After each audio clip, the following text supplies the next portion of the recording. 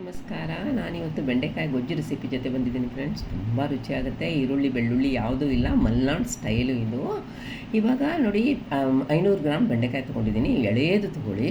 ಇದರಲ್ಲಿ ತುಂಬ ನ್ಯೂಟ್ರಿಯೆಂಟ್ಸ್ ಇದೆ ಫ್ರೆಂಡ್ಸ್ ಬೆಂಡೆಕಾಯಿನಲ್ಲಿ. ಮತ್ತು ಡಯಾಬಿಟೀಸು, ಹಾರ್ಟ್ ಹೆಲ್ತಿ ಇದು. ಈಗ ನಾನು ತೋರಿಸಿರೋ ಹಾಗೆ ಟಿಪ್ಪು ಬಾಟಮು ಕಟ್ ಮಾಡಿಬಿಟ್ಟು 1 ಇಂಚ್ ಪೀಸಸ್ ಆಗಿ ಕಟ್ ಮಾಡ್ಕೊಳ್ಳಿ. 2 ಚಮಚ ಕೊಬ್ಬರಿ ಎಣ್ಣೆ ಒಂದು ಪ್ಯಾನಲ್ಲಿ ಹಾಕಿ ಬಿಸಿ ಆದಮೇಲೆ ನಾವು ಕಟ್ ಮಾಡಿ ಇಟ್ಕೊಂಡಿರೋಂಥ ಬೆಂಡೆಕಾಯಿನೆಲ್ಲ ಅದಕ್ಕೆ ಹಾಕ್ಕೊಳ್ಳಿ. ಆಮೇಲೆ ಒಂದು 5ರಿಂದ 6 ನಿಮಿಷದ ತನಕ ಸಾಟೆ ಮಾಡ್ಕೊಳ್ಳಿ, ಚೆನ್ನಾಗಿ ಕೈ ಆಡಿಸ್ಕೊಳ್ಳಿ. ಇವಾಗ ರುಚಿಗೆ ತಕ್ಕಷ್ಟು ಉಪ್ಪು ಹಾಕ್ಕೊಳ್ಳಿ ಅದನ್ನು.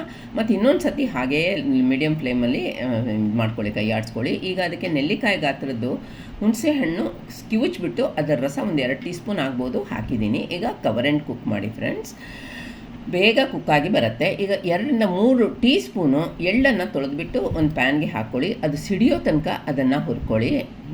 ನೋಡಿ, ಇವಾಗ ಸಿಡೀತು, ಆಯ್ತು. ಈಗ ಅದನ್ನು ತೆಗೆದಿಡಿ. ಈಗ ಅದಕ್ಕೆ ಒಂದು ಮಸಾಲೆ ತಯಾರು ಮಾಡೋಣ. ತೆಂಗಿನಕಾಯಿ ತುರಿ ಅರ್ಧ ಕಪ್ ಹಾಕ್ಕೊಳ್ಳಿ, ಫ್ರೆಶ್ ಆಗಿರೋದು, ಬ್ಲೆಂಡರ್ ಬೌಲ್ಗೆ. ಹಾಗೆ ಅದಕ್ಕೆ ನಿಮ್ಮ ಖಾರಕ್ಕನುಗುಣವಾಗಿ ನಾನು 2 ಹಸಿಮೆಣಸಿನ್ಕಾಯಿ ಹಾಕಿದ್ದೀನಿ, ನಿಮ್ಗೆ ಎಷ್ಟು ಬೇಕೋ ಅಷ್ಟು ಹಾಕ್ಕೋಬೋದು.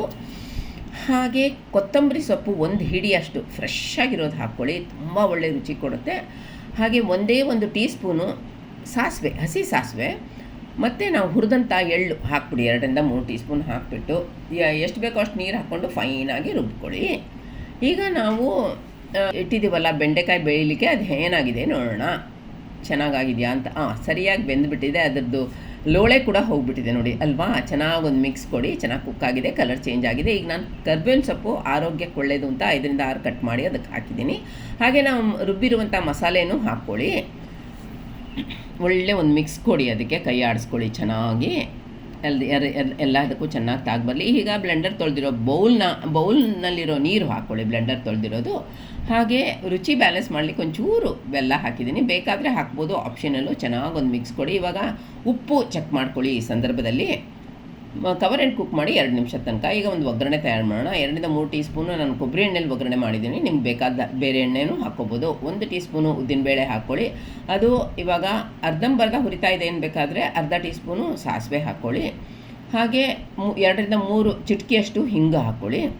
ಮತ್ತು ಅದೆಲ್ಲ ಆದಮೇಲೆ ಕರ್ಬೇವಿನ ಸೊಪ್ಪು ಹಾಕ್ಕೊಳ್ಳಿ. ಒಳ್ಳೆ ಮಜಾ ಒಗ್ಗರಣೆ ಆಯ್ತಲ್ವ. ಈ ಒಗ್ಗರಣೆನ ಇವಾಗ ನಾವು ಬೆಂಡೆ ಗೊಜ್ಜಿಗೆ ಹಾಕ್ಕೊಳ್ಳೋಣ.